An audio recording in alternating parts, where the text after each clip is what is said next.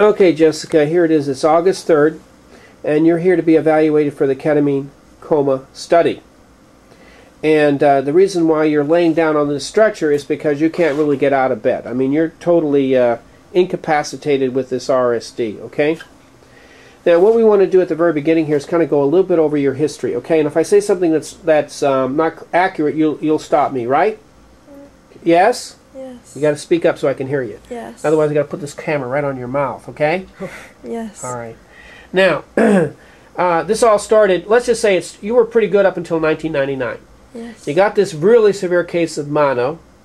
Yes. And there might have been some problems with your legs at that time, but nothing really defined. But anyway, about 3 years later, you're out in the woods or wherever, and you get bit by a tick. Yes. And we saw the lesions a little while ago, and you had the so-called target lesion.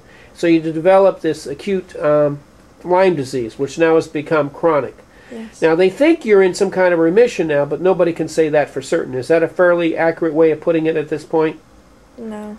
They don't really know. They don't know. Chronic Lyme is chronic Lyme. You can't really remission. Right. That's right. But we do know it's in its chronic phases. It has a neurological. It becomes a neurological disorder. You're aware of that, right? Right. So we got RSD commingled with the Lyme disease, which kind of confounds the thing. My doctor actually showed some studies that Lyme can cause RSD. Right. And in fact, this is what we think happened because you got bit by this bug. And then that left, on the right behind your knee, everything set off a real full-blown RSD. Right. And since then, it has spread virtually to everywhere in your body. Your face, your arms, your legs. And as a matter of fact, right now, you can't even move your legs. You're basically paralyzed. Now, you got some movement up in your arms and your hands, but we'll get to that in a minute here, okay? All right, so that kind of, summarizes, the complexities and how incapacitating this has been in your situation, right? Yes. So now let's go and see what you can do and cannot do in terms of function. I want you to take that right hand and put it behind your head, please. Let me see how far you can get without torturing yourself. Is that as good as you can do? That's it? All right. Now you did the try, then go ahead and put it back down again. That's fine. Put it back down if you want, or you can leave it there. That's fine. Now do the same with your right side. With my left side. Excuse me, your left side. You have more movement there, don't you? Yes. Yeah, okay. So you can do a little bit better with that side. Now the next thing I want you to do, on that especially on the left side of your face, it's very tender, isn't it? Yes. So I want you to take your hand over there and I want you to push on it till it starts to tingle a little bit when you push on the side of your face. So we can see how hard you push to get the tingling. Now push to where it's painful so we can see how much pressure is required to have it painful. That's painful? Yeah. Okay, that's good enough. Good enough. Now, I want you to take 2 fingers and I want you to insert them in your mouth horizontally so we can see how well you can open your mouth. Okay? Try to turn it vertical. You can't do that, can you? It's painful when you do that? Very painful. It hurts in there, right? Okay, good. Good enough. Now, what I want you to do is I want you to take that right hand out in front of you. Okay? And I want you to open and close that hand as quickly as you can using your thumb. Have your thumb do some movement there too. That's the best you can do? Yes. Now I want you to do the same thing with your left hand. See how well you can move that. You can do better. So far what we've documented as far as function is concerned, you're far worse off on your right side. Correct? Yes. Now let's go, and it's also true down here in your leg, because if we go down here and ask you to bring your right knee up, try to do that. You can't move it, can you? For 2 years I haven't been able to. For 2 years you haven't been able to move it.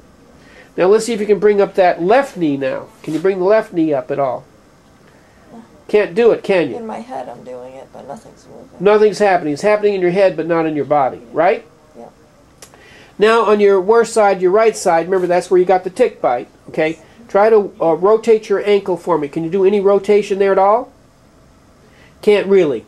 How about wiggling your toes on this side? Can you wiggle your toes at all? No. You can't do that. How about over here on your left side now? Go ahead and wiggle your toes over here. I think you can get some movement over there, right? That's it? How about rotating your ankle? You want to try and do that? About a year ago I was Right. able to, but now I can't. Right. And by the way, I'm pulling this back so we can see your legs here a little bit. Just to point out the fact that your hair is a lot coarser on the left side, and it looks like you've lost a lot of hair here on your right. And that's not because you shave your legs, because you can't shave your legs. I haven't shaved since yet. Well, of course you can't shave because you got this allodynia down there, right? Yes. Okay, so this is pretty much where we started with you as far as function is concerned, okay? Anything else, Mom, you want to contribute as far as her function is concerned? Eating, you know. Eating, she has gastroparesis. Right. I've fed through a J she's fed through a J tube, but even with the J tube, the feedings aren't what they should be in order for her to gain weight. Yeah, right. She basically gets through the J tube about 800 calories, and then we try and get other calories by I drink Glucerna shakes. Right. And as a matter of fact, if we look at your legs, your arms, and everything, you've, first of all, down here on your legs, you're all, what we call atrophy, you're all wasted away. And you got very little muscle down there at all. 92 pounds. Right. I used to be 125. Yeah, the next thing we need to point out are these open ulcers you have. Some are look like they're kind of open or breaking through. Yeah. Especially here on the right side, which is your worst side. And on my stomach. Yeah, you said there's some there, and they seem to be on your left, which is kind of interesting. There's your little J tube hanging out there. Yeah. All right, okay. Now, okay, so you've got we've got someone here that's very incapacitated, very debilitated with this disease. She doesn't have a lot of reserve. And we talked about the study. When we have patients like this, we have to tell them, quite honestly, you may not wake up from this. You know that, right? Yes. Because you don't have a lot of reserve, lung-wise, heart-wise, because you're so debilitated. Right. What do you think of that? Are you willing to accept that kind of a risk? Yes, because right now I can't do anything. My life is gone. I mean, I can't even watch TV or talk with friends because of the light and the noise sensitivity. I'm in so much pain day in and day out. And as far as I'm concerned, I don't have a life right now. So right. It'd be no difference if I died. No, I understand. And by the way, thanks for making that. I didn't make that point. That's why you got these dark glasses. You're not trying to be cool, are you? No. All right. And she's not listening to music. And Those are the noise headphones. canceling. She's got the noise cancellation. I also have earplugs on Plus- under these headphones because I have severe headaches for 3 Right. years. See? Yeah, I see the earplugs there. Right. And even that doesn't cut it. Right. Right. And also, you've got this occipital, especially on that left side, you got an occipital nerve neuralgia. You got this headache that just won't go away. Right. We got you some temporary relief with the occipital nerve block last week, but as I told you, to really do the best, you really should have a series of 3. But then again, you know, you're in such miserable shape here, you have to decide whether you want to go forward with that at this point in time. Okay? Mm-hmm. Now, you realize this is a study, right? It's not a treatment. Right. You have certain obligations to be in the study. And one of those obligations is to allow the doctors, including me, Dr. Schwartzman, and Dr. Cantu, to accurately follow up on what kind of clinical response, whether it's bad or good, okay? And the follow-up on this that you're required to come back is at 1 month approximately, 6 months, a year, and 2 years. Are you prepared to make that commitment? Yeah. How about your parents? By all means, we'll do whatever we have to do if this gets her better. Now, I realize your main home is in New York, right? We have a home in New York, but we also have a home in Florida because my husband has Crohn's, so it's a long story, but we had moved there at one point for his health. Right, I understand. And now with the economy, we can't sell that house, so kind of hold it on for it. Right, I understand. Okay, so I wanted to make sure we understood, you know, that this is a study. This isn't a treatment. I'm thinking. I can't think of anything else right now. I just know that she's probably one of the more debilitated individuals that we're going to have to deal with here. What's happening here, Jessica? You having a cramp or something in your leg on that left side? Tremor.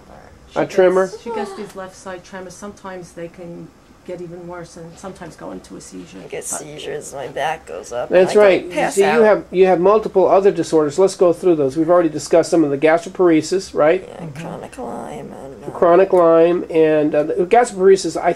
They don't really know what caused that. I have a seizure disorder. The gastroparesis, we don't really know what caused that, do we? We don't know. It just started. I wasn't on any medicines or anything.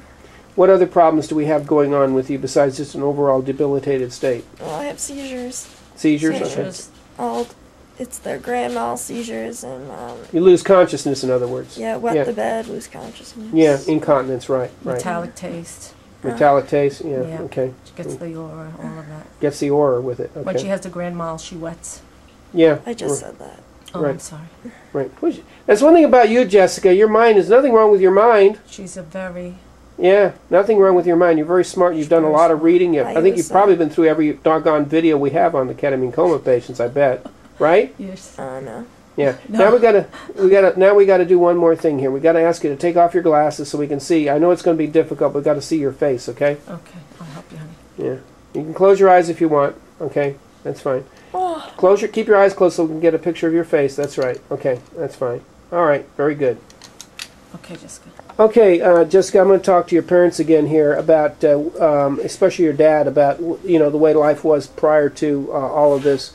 What kind of things was she involved with? Well, Jessica's our firstborn child, straight A student, fully active, outgoing person, very extroverted.